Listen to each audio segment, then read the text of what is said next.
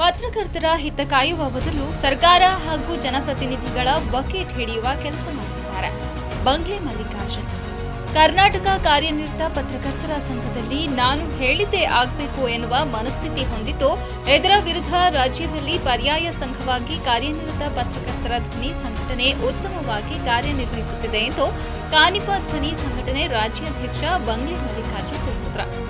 ಅವರು ಹಾಸನ ಜಿಲ್ಲಾ ಸಾಹಿತ್ಯ ಪರಿಷತ್ ಭವನದಲ್ಲಿ ಆಯೋಜಿಸಿದ ಟಿಕೆ ಕುಮಾರಸ್ವಾಮಿ ಅವರ ಸಂಪಾದಕತ್ವದ HSN ನ್ಯೂಸ್ ಚಾನೆಲ್ ಲೋಗೋ ಬಿಡುಗಡೆ ಕಾರ್ಯಕ್ರಮದ ಅಧ್ಯಕ್ಷತೆ ವಹಿಸಿ ಮಾತನಾಡಿದರು. ಪತ್ರಕರ್ತರ ಮೂಲಭೂತ ಸೌಕರ್ಯಗಳಿಗೆ ಹೋರಾಟ ಮಾಡಬೇಕಾದ ಪತ್ರಕರ್ತ ಸಂಘಟನೆಗಳು ಕೇವಲ ಆಳುವ ಸರ್ಕಾರ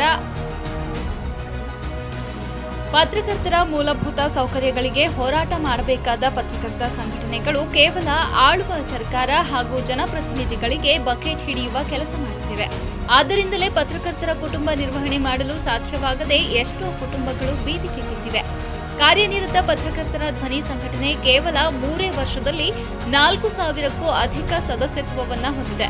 ಇನ್ನು ಕೇವಲ 1-2 ವರ್ಷಗಳಲ್ಲಿ 90 ವರ್ಷ ಇತಿಹಾಸವಿರುವ ಶಿವಾನಂದ ತಗಡೂರು ನೇತೃತ್ವದ ಕಾರ್ಯನಿರತ ಪತ್ರಕರ್ತರ ಸಂಘವನ್ನ ಮೀರಿ ಮುಂದೆ ಸಾಗಲಿದೆ. ಮುಂದಿನ ದಿನಗಳಲ್ಲಿ ಇಡೀ ರಾಜ್ಯದಲ್ಲಿ ಪತ್ರಕರ್ತರ ಮೂಲಭೂತ ಸೌಲಭ್ಯಗಳಿಗಾಗಿ ನಮ್ಮ ಸಂಘ ಹೋರಾಟ ಮಾಡಲಿದೆ.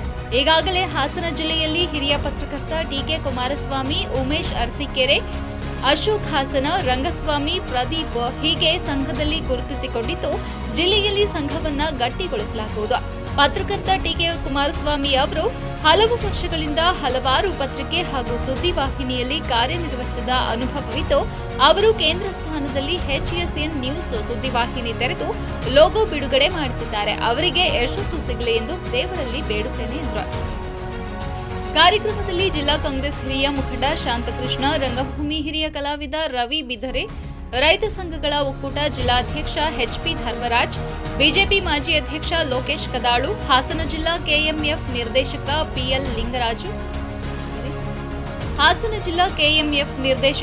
PL ನಿಂಗರಾಜು ಸಭೆಯನ್ನ ಉದ್ದೇಶಿಸಿ ಮಾತನಾಡಿದರು. ಸಭೆಯಲ್ಲಿ ಶಾಸಕ ಸಿಮೆಂಟ್ ಮಂಜು, ಮಾಜಿ ಶಾಸಕ HK ಕುಮಾರಸ್ವಾಮಿ, JDS ತಾಲೂಕು ಅಧ್ಯಕ್ಷ ಮಂಜೇಗೌಡ ಹಾಗೂ ಇತರರು ಉಪಸ್ಥಿತರಿದ್ದರು. ಅದಾಗ್ತಾ ಇಲ್ಲ.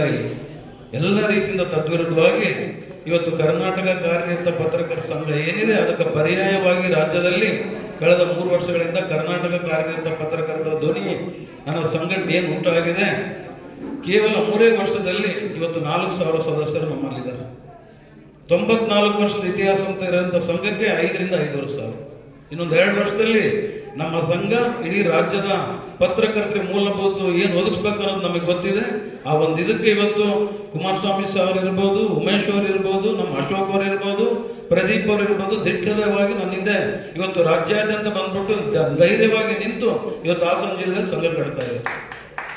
ಅದಕ್ಕೆ ನಾನು ಅವರಿಗೆ ಋಣಿ ಅಂತ ಈ ಸಂದರ್ಭದಲ್ಲಿ ಹೇಳ್ತಾ, ಇವತ್ತು ಅವಮಾನ ಮಾಡಿದವರೇ ನಮಗೆ ಮಾರ್ಗದರ್ಶಕರು, ನೋವುಂಟು ಮಾಡಿದವರೇ ನಮಗೆ ಸ್ಫೂರ್ತಿದಾತರು, ಕಾಲಿಡದಂಥವರೇ ನಮಗೆ ಶಕ್ತಿದಾತರು ಎನ್ನುವಂತೆ ಇವತ್ತು ಪ್ರೀತಿ ಕೊಟ್ಟವರೇ ದೇವರುಗಳೆಂಬ ಸಿದ್ಧಾಂತದಲ್ಲಿ ಇವತ್ತು ನಮ್ಮ ಸಿಮೆಂಟ್ ಮಂಜಣ್ಣವರು ನಾವು ಇವತ್ತು ಉಚಿತವಾಗಿ ಗ್ರಾಮಾಂತರದಲ್ಲಿರುವುದು ರಾಜ್ಯದಲ್ಲಿ ಓಡಾಡೋಕ್ಕೆ ಬಸ್ ಪಾಸು ಹಾಗೂ ನಮ್ಮ ಪತ್ರಕರ್ತರ ರಕ್ಷಣಾ ಕಾಯ್ದೆಯ ವಿಚಾರವಾಗಿ 3 ಬೆಳಗಾವಿ ಅಧಿವೇಶನ ತಂದಲ್ಲಿ 3 ಹೋರಾಟ ಆದಂಥ ಸಂದರ್ಭದಲ್ಲಿ ಖುದ್ದಾಗಿ ನಮ್ಮ ಸಿಮೆಂಟ್ ಮಂಜಣ್ಣ ಸರ್ ಅವರು ಬಂದು ನಮ್ಮನ್ನು ಮಾತಾಡಿ ನಮ್ಮ ಅಹವಾಲು ಸ್ವೀಕರಿಸಿದರೆ ಅದಕ್ಕೆ ನಮ್ಮ ಕಾನಿಪದವನಿಂದ ಅವರಿಗೆ ಹೃದಯಪೂರ್ವಕವಾಗಿ ಧನ್ಯವಾದ. ಇವತ್ತು ಕುಮಾರಸ್ವಾಮಿ ಸರ್ ಅವರು ಮಾಡಿದಂಥ ಕಾರ್ಯಗಳು ನಾನು ಪೇಪರಲ್ಲಿ ಓದ್ತಾ ಇದ್ದೆ. ಇವತ್ತು ಈ ವೇದಿಕೆ ಮುಖಾಂತರ ಅಂತ ಗಣ್ಯಾತಿ ಗಣ್ಯರನ್ನ ನೋಡಂತ ಒಂದು ಸೌಭಾಗ್ಯ ಇವತ್ತು ನನಗೆ ನಮ್ಮ ಕುಮಾರಸ್ವಾಮಿ ಸರ್ ಅವ್ರ ಟೀಮ್ ಇವತ್ತು ಒದಗಿಸಿದರೆ. ಆ ವಿಚಾರದಲ್ಲಿ ನನಗೆ ಖುಷಿ ಆಗ್ತದೆ. ಇವತ್ತು ಒಂದು ನೋವಿನ ಸತ್ಯ ನಿಮಗೆ ಹೇಳ್ತಾ ಇದ್ದೇನೆ, ಇವತ್ತು ಪತ್ರಕರ್ತರ ಸ್ಥಿತಿ ನಿಜವಾಗೂ ಚೆನ್ನಾಗಿಲ್ಲ. ಅಂತ ಒಂದು ಹೀನಾಯ ಸ್ಥಿತಿಯಲ್ಲಿ ನಾವು ಪತ್ರಕರ್ತರು ಬರುತ್ತಾ ಇದ್ದೀವಿ. ಪತ್ರಿಕೋದ್ಯಮ ಕೇವಲ ಹೊಟ್ಟೆ ತುಂಬಿಸೋ ಕೆಲಸವಲ್ಲ, ಸಾವಿನ ಭಯ ಬಿಟ್ಟು ನಗ್ನ ಸತ್ಯ ಹೇಳುವಂತ ಪವಿತ್ರವಾದಂಥ ಸೇವಾ ಒಂದು ಕಾರ್ಯ. ಇಂಥ ಕಾರ್ಯದಲ್ಲಿ ಇವತ್ತು ನಾವೇನು ತೊಡಗಿದ್ದೀವೋ ನಮಗೆ ಇವತ್ತು ಸರ್ಕಾರ ಬೆನ್ನು ತಟ್ಟಿ ನಮ್ಮ ಎಲ್ಲ ಪತ್ರಕರ್ತರಿಗೆ, ನಿಜವಾದ ಪತ್ರಕರ್ತರಿಗೆ ಬೆನ್ನೆಲುಬಾಗಿ ನಿಂತು ಅವರ ಮೂಲ ಸೌಕರ್ಯಕ್ಕೆ ಇವತ್ತು ಆಸರೆ ಆಗ್ಬೇಕಾಗಿತ್ತು. ಆ ಥರ ಆಗ್ತಾ ಇಲ್ಲ. ಇವತ್ತು ತಾವೆಲ್ಲ ನೋಡಿದರೆ ಇವತ್ತು ಒಂದು ಬೆಳಗ್ಗೆ ನಾನು ವಿಜಯವಾಣಿ ಪತ್ರಿಕೆ ಓದಿದೆ. ನಾಳೆ ನಾಡದಲ್ಲಿ 500 ಕೋಟಿ ಮಹಿಳೆಯರು ರಾಜ್ಯದಲ್ಲಿ ಬಸ್ಸಲ್ಲಿ ಓಡಾಡಿದ ಅನ್ನೋ ಒಂದು ಸಂಭ್ರಮಕ್ಕೆ ಇವತ್ತು ದೊಡ್ಡ ಮಟ್ಟದ ಕಾರ್ಯ ಇವತ್ತು ರಾಜ್ಯ ಸರ್ಕಾರ ಮಾಡ್ತಾ ಇದೆ. ಸಂತೋಷ. ಸ್ವಾಮಿ, ನಾವಿರೋದು 10,000 ಕೇವಲ ಗ್ರಾಮಾಂತರ ಮಟ್ಟದಲ್ಲಿ ಕೇಳ್ತಾ ಇದ್ದೀವಿ ಬಸ್.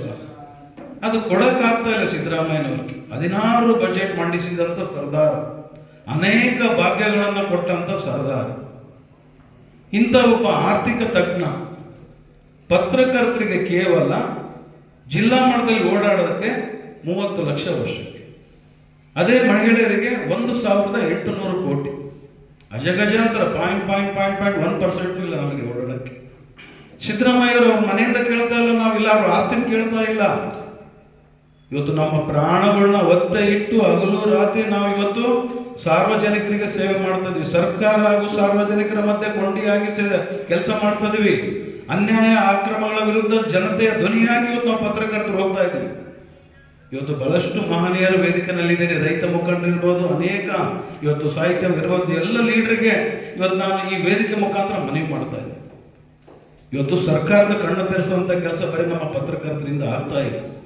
ನಮ್ಮಲ್ಲಿ ಬಲಾಢ್ಯರಂತ ಸಂಘಟನೆ ಧ್ವನಿ ಎತ್ತಾ ಇಲ್ಲ. ಸರ್ಕಾರ ಹಾಗೂ ವಾರ್ತಾ ಇಲಾಖೆಗೆ ಬಕೆಟ್ ಹಿಡಿಯಂತ ಕೆಲಸ ಆಗ್ತಾ ಇದೆ. ಆ ನಿಟ್ಟಿನಾಗಿ ಇವತ್ತು ನಮ್ಮ